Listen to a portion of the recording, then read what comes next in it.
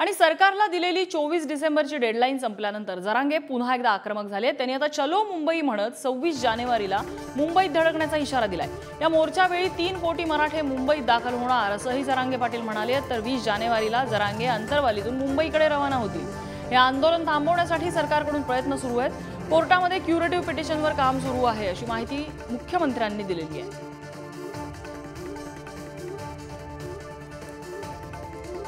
Programme तयार झाल्यावर नाव दिलं जाईल, परंतु आंतरवालीतून आम्ही पायी मुंबईकडे सगळे निघालो मराठा आरक्षणासाठी। 26 तारखेपर्यंत आम्ही मुंबईत जाऊ।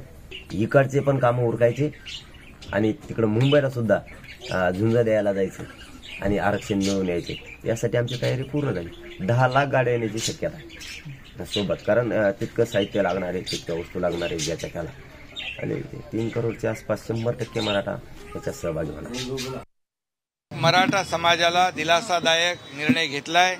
मी कालच सुप्रीम कोर्टाला धन्यवाद दिलेले आहेत, कारण या ठिकाणी क्युरेटिव्ह पिटिशन जी आमच्या सरकारने फाईल केली होती ती ऐकण्यासाठी सुप्रीम कोर्टाने मान्यता दिलेली आहे।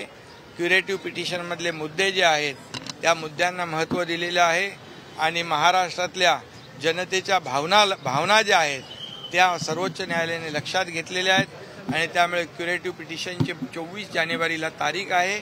त्यामध्ये जो मागासवर्ग आयोग गठीत केला आहे सरकारने, त्याच्या माध्यमातून एम्पिरिकल डेटा गोळा करण्याचं काम युद्ध पातळीवर सुरू आहे आणि मराठा समाज मागास कसा आहे हे सिद्ध करण्याचं काम मागासवर्ग आयोग करतोय।